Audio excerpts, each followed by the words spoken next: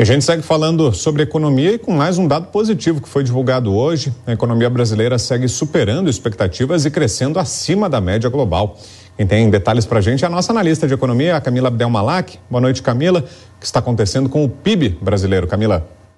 Boa noite, Brown. Olha, uma semana de boas notícias e eu vou tomar a liberdade para a gente fazer uma retrospectiva por aqui, porque na segunda-feira a gente começou com o CAGED apontando a criação de 1,5 milhão de postos de trabalho, sendo que os economistas não estimavam no início desse ano que seria possível gerar 1 milhão de postos de trabalho com carteira assinada. Na sequência, a gente teve a divulgação do IGPM apontando para uma deflação no mês de agosto, uma deflação de 0,7%, e o IGPM acumulado em 12 meses voltou para o patamar de um dígito. Na sequência, a gente teve a divulgação da taxa de desemprego, 9,1%, também não era estimado que houvesse a possibilidade da taxa de desemprego retornar para um dígito. Também os dados de contas públicas, o endividamento do país atingindo o patamar de 77,6% endividamento em relação ao PIB. Então, números muito bons. E hoje, esse resultado divulgado pelo IBGE, o Produto Interno Bruto do segundo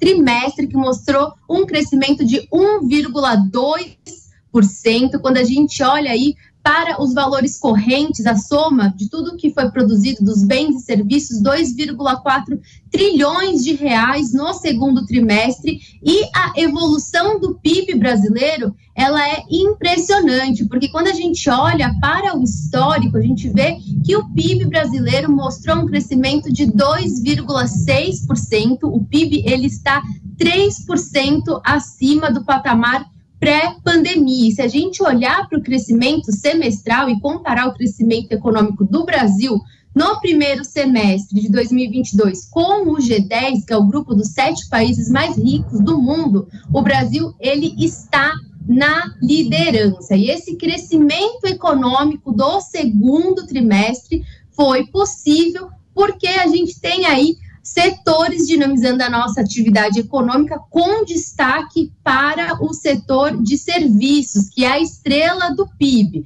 um crescimento de 1,3% aí no segundo trimestre. A gente sabe que os programas de incentivo melhoraram o consumo ao longo de 2022, o teto do ICMS para produtos essenciais reforçou aí uma realocação da renda.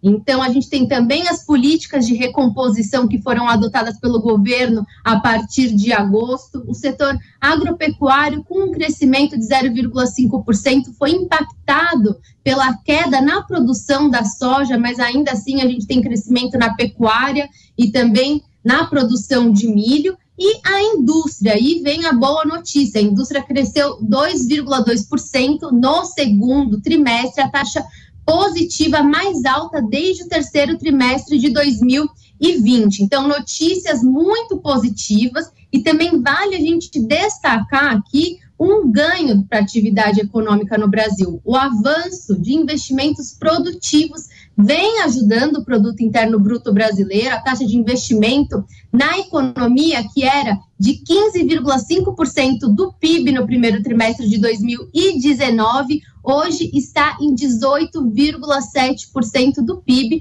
Então, boas notícias. E para o restante de 2022 e até para o ano que vem, Camila, podemos esperar?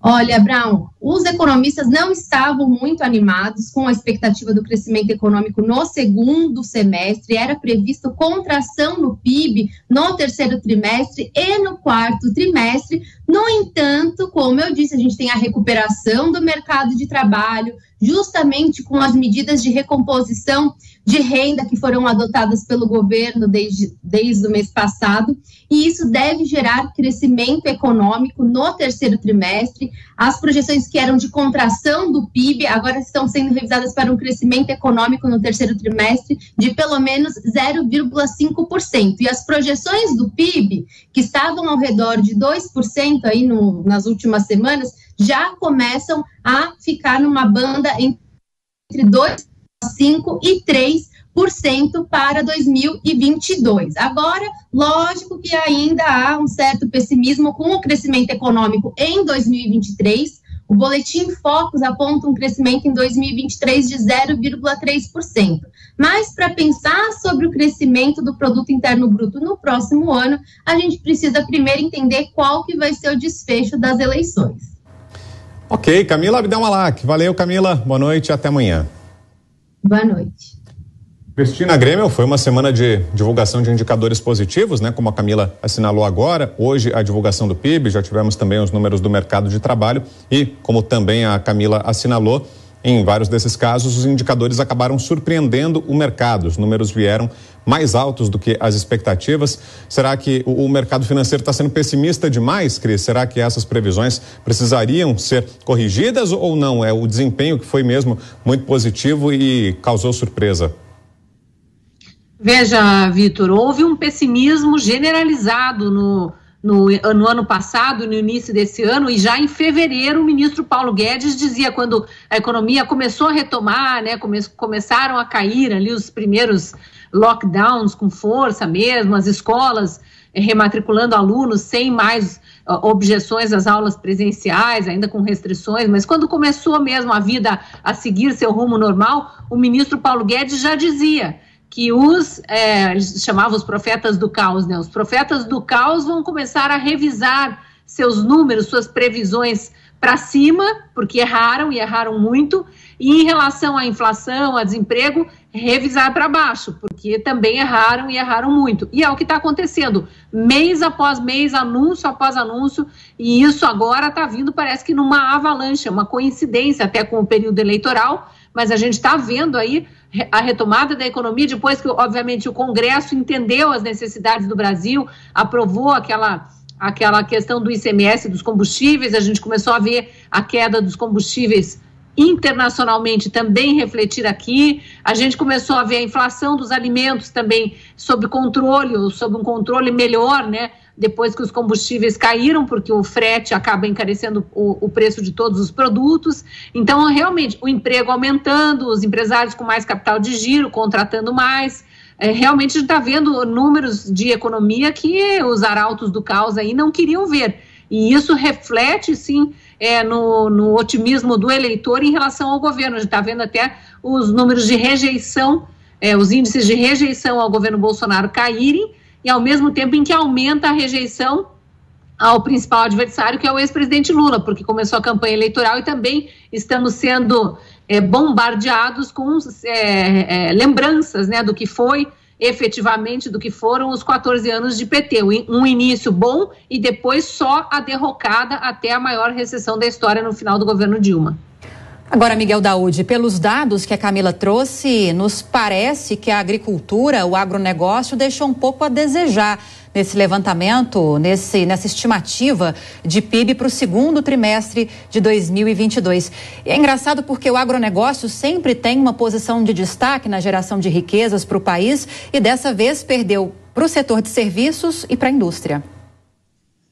Sim, Lívia, o que ocorreu com o setor do agronegócio? Nós tivemos aí a seca, tivemos algumas dificuldades logísticas, nós vimos ali que o preço da soja e do milho tiveram um impacto muito grande para baixo, o café teve sim uma melhora.